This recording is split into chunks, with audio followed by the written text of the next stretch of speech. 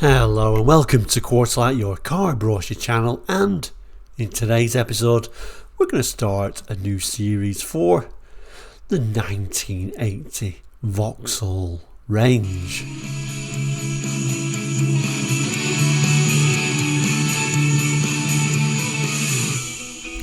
Welcome back, and if you're new to Quartzlight, we're a car brochure channel here on YouTube, looking at car brochures from around the world for the 60s, 70s, 80s and 90s, and sometimes beyond that as well. So if you're interested in cars, car brochures, looking back on car memories, please consider subscribing. It is all completely free. Anyway, back to today's episode where we're going to start a new series, like I said, for this brochure, the 1980 Vauxhall range. Today's episode, bit of an introduction, tell you what this series is going to be all about, probably a little bit of a look at the Chevette, although we've looked at the Chevette quite recently as well. But anyway, we'll throw a few brochures up and we'll tell you all about that. So here is today's brochure. A few little marks on it, but overall not too bad for 1980. This is the full range for Vauxhall. It says all model catalogue, summer 1980. So we did quite recently actually look at the Vauxhall range for 1978. Not that much has changed really, apart from the Astra. So we've still got the Chevette. Now we've got the Astra. We've still got the old Cavalier and the Cavalier Sport Hatch, Carlton and Royal. Now the 1978 brochure, which I'll just throw up now, was really the same range of cars with the exception of the Viva, which at this time looks really out of place to the rest of the Vauxhall range. So unsurprisingly, by this 1980 brochure, Viva has gone, replaced by Astra. And I think the main difference really is now the Astra's actually arrived, is actually the rest of the range that's now starting to look old-fashioned. Certainly that really is kind of the star of this range at this time. Not really fitting in, a bit like the Viva didn't really fit in with the rest of the range in 78. The Astra's almost not really fitting in with the rest of the range. But of course, the rest of the range are, aging models, of course. So during this series, not only are we going to kind of compare the summer 1980 brochure with that 1978 full range Vauxhall brochure, what we'll also do, I think we'll probably keep referring to this one as well, the Opel range, same year, 1980. Will be nice to compare to see which one you would choose, because Opel was also selling cars at the same time as Vauxhall was selling cars at the same time, amazingly, in the UK, that very confusing time. So it'd be nice to compare those as well. So you'll notice with the Opel range in 1980, Kadette, Ascona, Manta, Rekord, Senator and Monza. So we'll certainly probably keep referring back to those. We'll notice though there's no Chevette, so that really hasn't got anything really to compare it with, but certainly be nice to see that new Astra being compared to the new Kadette.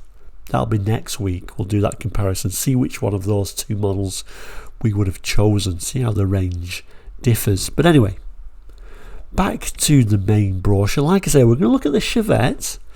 I don't think there's too much difference with the Chevette from 1980 to 1978, so I don't think we'll be spending too long on the Chevette, but I'll certainly put a link to the Chevette full range from the 1978 brochure, so you can actually have a look at the range. But we will briefly look at that all the same. So anyway, let's open the brochure up and see how it begins. So rather nicely, when we open the first page, before we even get to the contents page, it starts talking about Chevette. So I think we'll start there. Look at these rather marvellous Chevettes. There's even a Chevette estate on this side. But anyway, let's start here. Let's have a look a bit about the Chevette, as in reality this is really the Chevette episode, and probably the range we won't spend too much time, because like I say, it's very similar to the 78 range. But let's start here, I think. So he starts by saying Chevette, the choice of champions. 1979 proved to be an outstanding year for Chevette in motorsport competitions, with success at home and abroad, the highlight of which was driver Pentti Auricula. Apologies if I'm saying that wrong. There he is.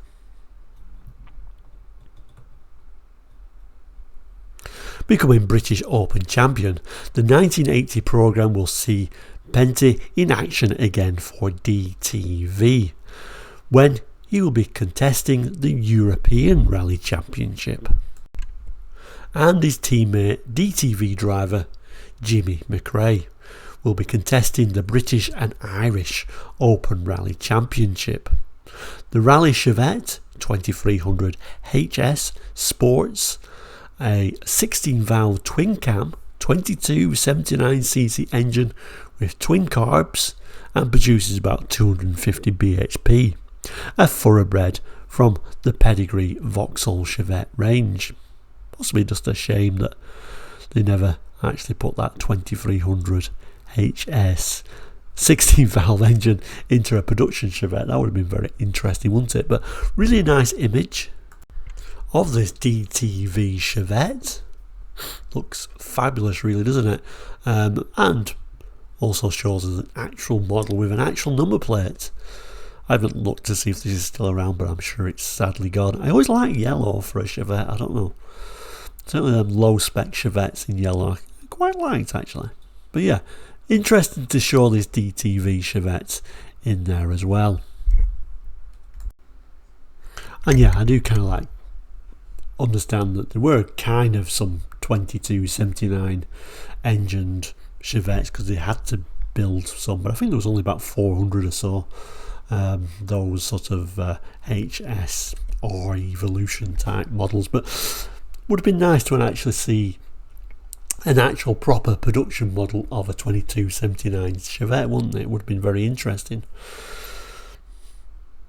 and I think it would have sold pretty well. I guess they're mostly probably worried about taking sales from other vehicles in the range. But anyway, I'm waffling a bit, I mustn't do that. Let's continue with the brochure. I'm not going to read it all, I'm just going to kind of pick the Chevette parts out, really. So, refinement through worldwide development, it says on the next page. When the Chevette hatchback thrust its way to the forefront in 1975, it sparked off an entirely new trend in British small car design.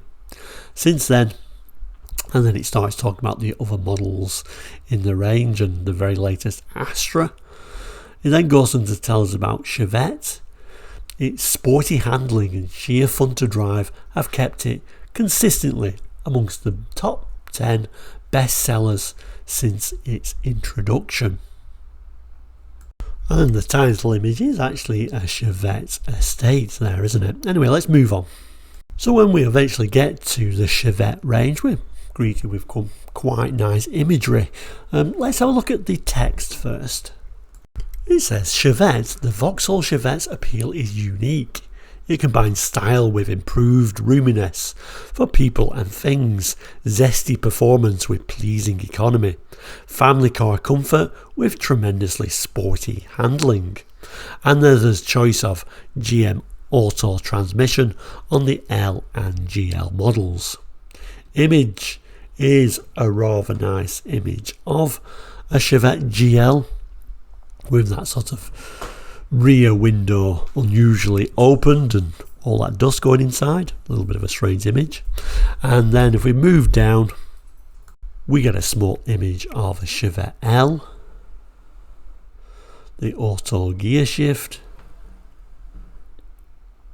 and a rather nice little image of the saloon model, although it is a little bit blurry. But let's move to the main models. So first model up is the same as it was in 1978. The base model, the Chevette E, 2 or 4 door. That's a 4, that's a 2. Economy, space and performance, so similar sort of idea. Tells us Chevette E Saloon is a low-cost price leader of the stylish Chevette Saloon range, but the standard specification is impressively high, including inertia reel front seat belts and sport steering wheel, all attractively packaged in a full family size saloon that includes Chevette's virtues of economy, performance and sheer drivability. So really not much has changed from 1978, although I did mention that inertia reel seatbelt there. In 78 that was just a static front seatbelt, so I guess they improved it a little bit, but still that very basic interior. Still with the vinide trim. Base model shown here. You know, a very basic two-door Chevette. You will notice some slight change on the outside though, in that the headlights are now flush, aren't they? They've gone to these flush headlights now. And we've also got this little bit of black trim over this part.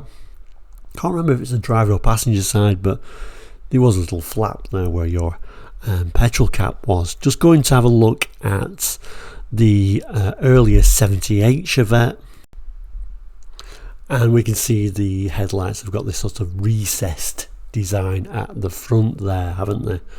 Also got little things like they changed over the years, you know, chrome type wing mirrors instead of black wing mirrors. So there were some little changes. I mean, they tried to keep the spec levels very similar, but there were subtle changes to the Chevette over the years. Turn the page on the 1980 brochure, it moves up exactly the same way. It goes from the E to the L like it did in 1978. 204 door, same sort of idea, same engine, 1256cc throughout the range, so no change there. More real car for your money, it tells us. Even the seats look the same actually. Seats and door cards etc. on the 1980 brochure. Moving to the 1978 brochure, I think it's exactly the same picture actually, but you know, same idea for those seats, that bright plaid cloth trim. We do get the option of an auto on the L model there. Some nice little images. Again, this is exactly the same image as we got in the 1978 brochure. Not very dark interior, not too cheery really, is it? And then the main image is this Chevette L in 1980. Again, very similar sort of idea. Same wheel trims, even right down to that same little white side stripe as we got in 1978. The main difference, of course, is those flush headlights. Just swinging over to the 78 model, we can see those indented front headlights and those chrome wing mirrors really showed it off as being an update, but really trim levels etc. are pretty much identical. The 1980 brochure, and moving up the range exactly the same as we did in 78, we've now got the GL. Possibly the most interesting. I quite like this like dark back on the GL. I think that always attracted me, and these nice wheels there, they always looked a little bit more sporty, although indeed we're still using that 1256cc engine, so it's not going to set your world alight. Lovely image of the seats for this particular GL. If you get it in white, you look like you get some rather nice red plaid cloth trim, which actually looks really nice, although you'll certainly notice the lack of any head restraints or any sign to even add head restraints as a bit of an afterthought.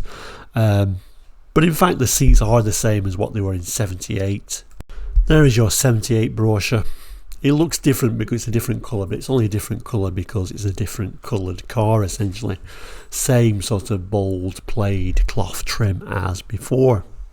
We get a nice little shot of the interior, although I'm sorry for all the reflections on there. Notice the little GL badge there in red. Going back to the 78 brochure, looks like that was silver on the GL brochure there. In 78, you're back again with the GL in the 1980s brochure there. Again, the main difference is those flush headlights. There isn't a huge difference again with the specifications. I also believe that little front Vauxhall badge there was a little bit larger than it used to be in 78.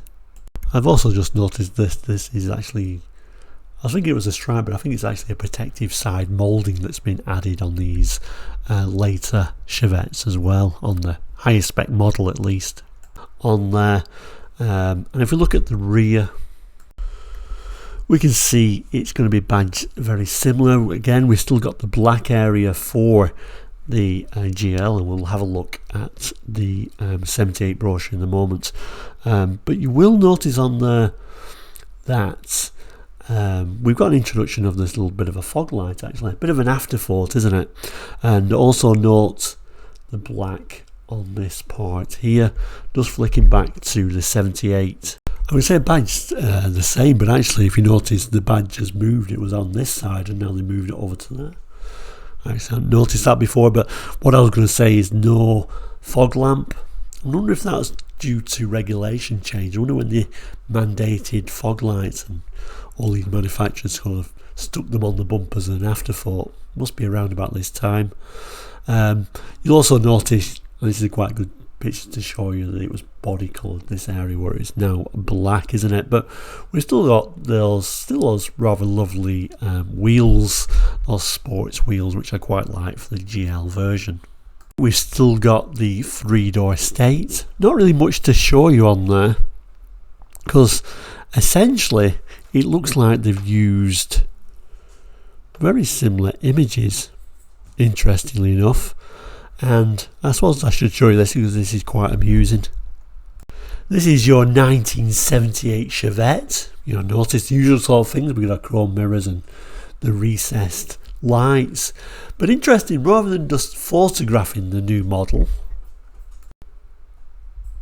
and you know, you'll notice things like, you know, the river there and this little bit of a wall and this gravel area, and notice how the wheels are parked. But if we move to the 1980 brochure, it's exactly the same picture. They've just edited it, so they've rather obviously just stuck this little bit of a picture on there. I don't know how they did it. Obviously this is before photo editor days, but you know, you see this almost like floating mirror they've added on to make sure it had a black mirror on there, and these very obviously not quite right and a bit wonky flush headlights that they've tried to cut and paste on there.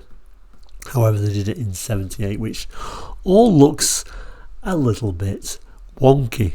Even the badge they've tried to change slightly to update it. It all looks a little bit wonky, doesn't it? But that's really weird, isn't it, that they couldn't even be bothered to take a new picture of the flush headlights for the 1980s model. The range then continues as it did in 78 to give you the Chevette E, as in the hatchback, the 3-door hatch, economy, style and versatility. It tells us same ideas really with everything we've talked about. Seats exactly the same. We've now got flush headlights, etc.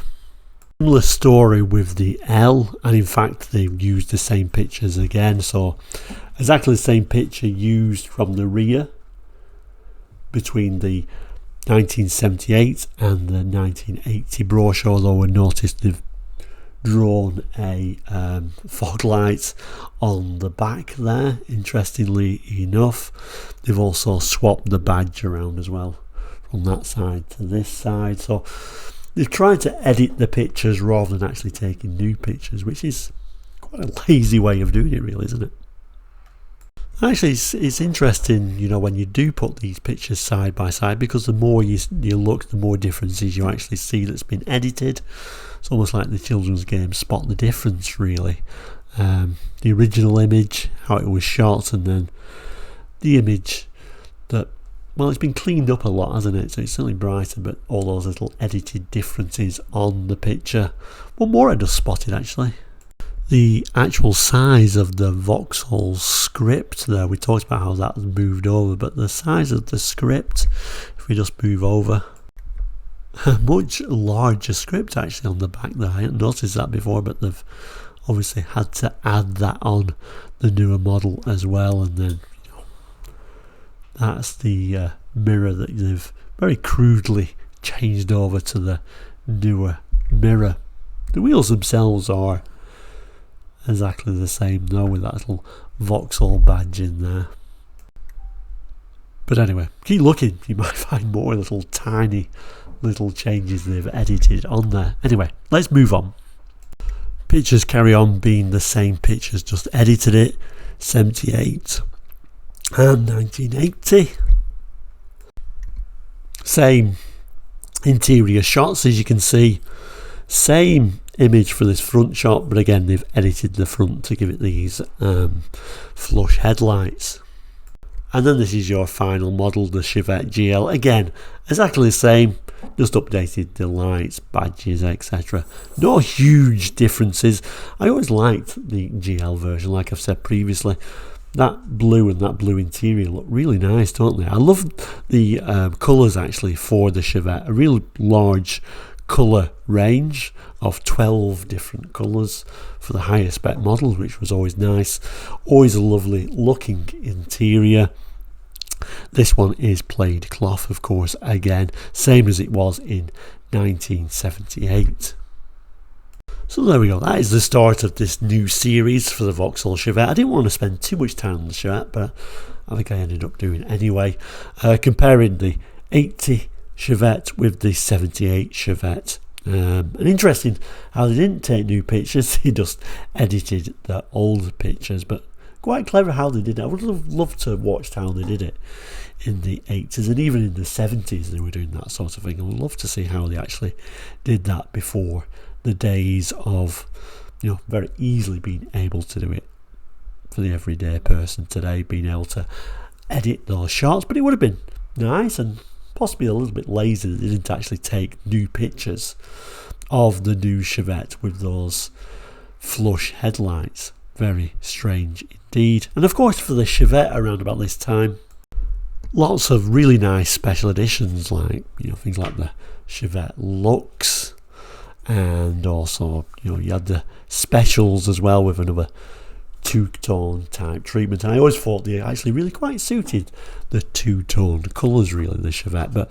lots of different special editions that the Chevette came out with to really keep those models selling. Next week, of course, we're going to be looking at the Astra, and obviously that's going to be a big change from 1978, so it won't even have anything in 78 for that, so we'll be able to spend a bit more time comparing that with the Kadette of the same period and going into a little bit more detail and look at the specs there. But if you do want to look at more detail for the Chevette, I will add an extra little video. I'll put a little box up shortly that'll take you to that 78 brochure, and we go through it in a little bit more detail there. But thank you so much for watching today.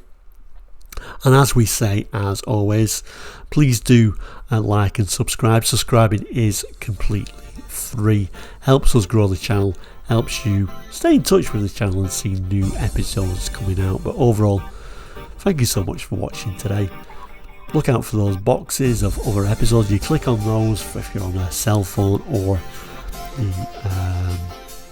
your computer, but if you're watching on TV, you can always look and find the channel and be able to find those other episodes anywhere. But thank you so much for watching today. Please do take care. We'll see you very soon, and goodbye.